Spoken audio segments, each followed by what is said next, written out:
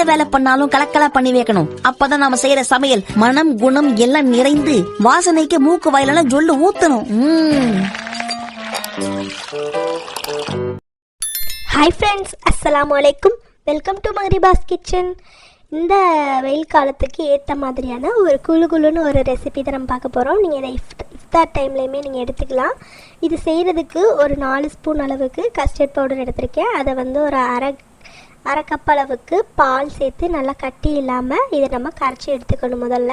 So இந்த process பண்ணிவிட்டு இதை வந்து ஃபஸ்ட்டு வந்து ஓரமாக வச்சுடுங்க. கொஞ்சம் கூட கட்டி இல்லாமல் இந்த மாதிரி நல்லா கரைச்சி எடுத்துக்கணும்.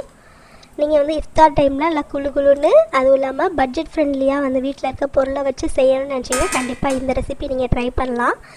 அடுத்ததாக பார்த்தீங்கன்னா ஒரு பாத்திரத்தை அடுப்பில் வச்சுக்கோங்க. இதில் வந்து ஒரு 300லேருந்து ஒரு 400 ml அளவுக்கு பால் சேர்த்துக்கோங்க.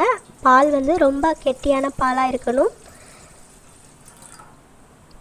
ஸோ பால் சேர்த்தாச்சு. இதை வந்து நம்ம ஒரு 3 பேர் வந்து தாராளமாக சாப்பிட்லாம்.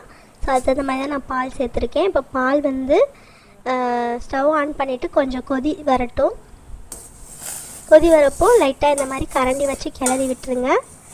கிளறிட்டு நான் ஒரு 3 ஸ்பூன்லேருந்து ஒரு 3.5 ஸ்பூன் அளவுக்கு மட்டும் சர்க்கரை சேர்க்குறேன். ஸோ சர்க்கரை வந்து அதிகமாக எடுத்துக்க வேணாம். நம்ம வந்து நோம்பு திறக்கிற டைமில் வந்து சர்க்கரை வந்து கம்மியாக தான் சாப்பிடணும். ஸோ அதனால் வந்து நான் கம்மியாக தான் எடுத்திருக்கேன்.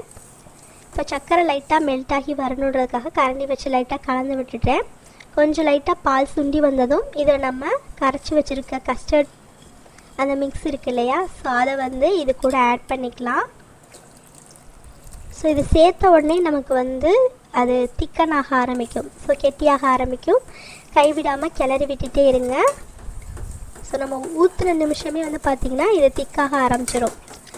ஸோ அப்படியே அடுப்பை லோ ஃப்ளேமில் வச்சுட்டு கட்டி இல்லாமல் நல்லா இந்த மாதிரி கலந்து விட்டுட்டு ஸ்டவ் ஆஃப் பண்ணிடுங்க. ஆஃப் பண்ணிவிட்டு இதை லைட்டாக வந்து கூலாக விட்டுருங்க.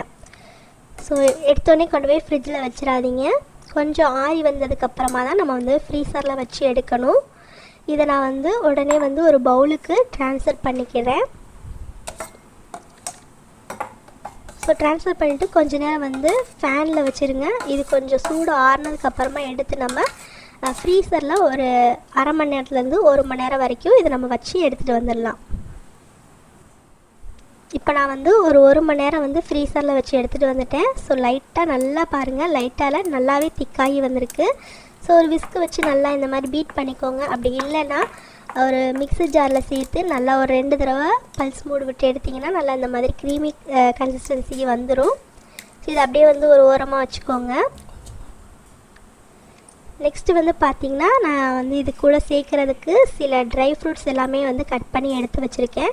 ஸோ அத்திப்பழம், பாதாம் பருப்பு, முந்திரி பருப்பு அண்ட் வந்து பேரிச்சம்பழம், கொஞ்சம் வந்து கருப்பு திராட்சை.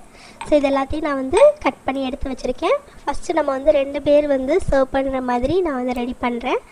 ஃபஸ்ட் லேயருக்கு வந்து நம்ம ரெடி பண்ணி வச்சுருக்க கஸ்டர்ட் அந்த க்ரீம் இருக்கு இல்லையா, ஸோ அதை வந்து இதில் சேர்த்துக்கலாம். ஸோ இது நமக்கு வந்து கொஞ்சம் ஐஸ்கிரீமோட அந்த ஃபீல் கொடுக்கும். ஸோ 2 கிளாஸ்லேயே 2 ஸ்பூன் ஆட் பண்ணதுக்கப்புறமா நெக்ஸ்ட் வந்து ட்ரை ஃப்ரூட்ஸ் எல்லாமே கொஞ்சம் கொஞ்சம் நான் சேர்க்குறேன். முதல்ல அத்திப்பழம், அடுத்ததாக வந்து பார்த்திங்கன்னா பாதாம் பருப்பு, நெக்ஸ்ட்டு வந்து கொஞ்சம் முந்திரி பருப்பு, அதுக்கப்புறமா கொஞ்சம் பேரிச்சம்பழம், அதுக்கு மேலே கொஞ்சமாக வந்து கருப்பு திராட்சை. ஸோ இதெல்லாத்தையும் சேர்த்து ஒரு லேயராக நம்ம வந்து ஃபில் பண்ணிடலாம். அடுத்த லேயருக்கு மறுபடியும் வந்து இந்த க்ரீமி கஸ்டர்ட் இருக்கு இல்லையா, ஸோ அதை வந்து இது கூட நம்ம ஆட் பண்ணிக்கலாம். ஸோ 2 கிளாஸ்லேயுமே நான் வந்து ஆட் பண்ணிக்கிறேன். ஸோ அடுத்த லேயருக்கு வந்து சப்ஜா விதையை வந்து ஒரு 5 நிமிஷத்துக்கு முன்னாடி ஊற வச்சுருந்தேன். ஸோ அதை வந்து அடுத்த லேயருக்கு வந்து நான் ஆட் பண்ணிக்கிறேன்.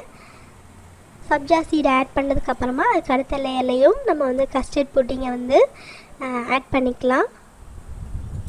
நல்லா இந்த மாதிரி வந்து பரப்பி விட்டுருங்க. ஒரு 2 ஸ்பூன் வந்து தாராளமாக சேர்த்துக்கோங்க. அதுக்கு மேலே மறுபடியும் வந்து நம்மளுடைய ட்ரை ஃப்ரூட்ஸ் வந்து கட் பண்ணி வச்சுருக்கோம் இல்லையா, ஸோ அதை வந்து அகெயின் வந்து ஆட் பண்ணிக்கலாம். ஸோ இதே மாதிரி ஒரு லேயர் வந்து அந்த கஸ்டர்ட் புட்டிங்கையும், அடுத்த லேயருக்கு வந்து ட்ரை ஃப்ரூட்ஸு, அதுக்கு அடுத்த லேயர் வந்து கஸ்டர்ட், அதுக்கப்புறமா சப்ஜா சீடுன்னு சொல்லி நான் வந்து இது ஃபுல்லாக வந்து ஃபில் பண்ணிக்க போகிறேன். இப்போ நம்ம இதை ஃபினிஷ் பண்ணுற ஸ்டேஜுக்கு வந்துட்டோம். ஸோ இதுக்கு மேலே வந்து இன்னும் ஒரு 2 ஸ்பூன் வந்து தாராளமாக கஸ்டர்ட் புட்டிங் ஆட் பண்ணிவிட்டு, நெக்ஸ்ட்டு வந்து சப்ஜா சீடு வந்து கொஞ்சம் நிறையாவே போட்டுக்கோங்க. இஃப்தார் டைமில் நம்ம நோம்பு திறக்கும்போது நல்லா ஒரு ரெஃப்ரெஷ்னிங்காகவும் நல்லா ஒரு குளுகுளுன்னு இருக்கும். அண்ட் வந்து பார்த்திங்கன்னா நம்ம இன்றைக்கி ஃப்ரெஷ்ஷான ஃப்ரூட்ஸ் அதிகமாக இல்லாமல், ஐஸ்கிரீம் இல்லாமல் ஒரு பட்ஜெட் ஃப்ரெண்ட்லியான ஒரு ஃபலூடா ரெசிபி தான் நம்ம இன்றைக்கி செஞ்சுருக்கோம். ஸோ என்கிட்ட வந்து பனானா மட்டும்தான் இருந்தது. ஸோ அதனால் வந்து அதை மட்டும் நான் வந்து கட் பண்ணிவிட்டு மேலே சேர்த்துக்கிறேன். கொஞ்சம் கார்னிஷிங்காக ட்ரை ஃப்ரூட்ஸை வந்து லைட்டாக மேலே வந்து ஸ்ப்ரிங்கிள் பண்ணிவிட்டு இதை அப்படியே வந்து சர்வ் பண்ணலாம். ரொம்ப டேஸ்டியாகவும் இருக்கும், அதே சமயத்தில் ரொம்ப ஹெல்த்தியானதாகவும் இருக்கும். கண்டிப்பாக நீங்களும் இந்த பட்ஜெட் ஃப்ரெண்ட்லியான ஃபலூடா ரெசிப்பியை உங்கள் வீட்டில் ட்ரை பண்ணி பார்த்துட்டு எப்படி வந்துச்சுன்றதை மறக்காமல் கமெண்ட் செக்ஷனில் ஷேர் பண்ணுங்கள். இந்த ரெசிபி உங்கள் எல்லாத்துக்குமே ரொம்ப பிடிச்சிருக்குன்னு நினைக்கிறேன். பிடிச்சிருந்தால் லைக் பண்ணிவிட்டு உங்கள் ஃப்ரெண்ட்ஸ் அண்ட் ஃபேமிலி கூட ஷேர் பண்ணுங்கள்.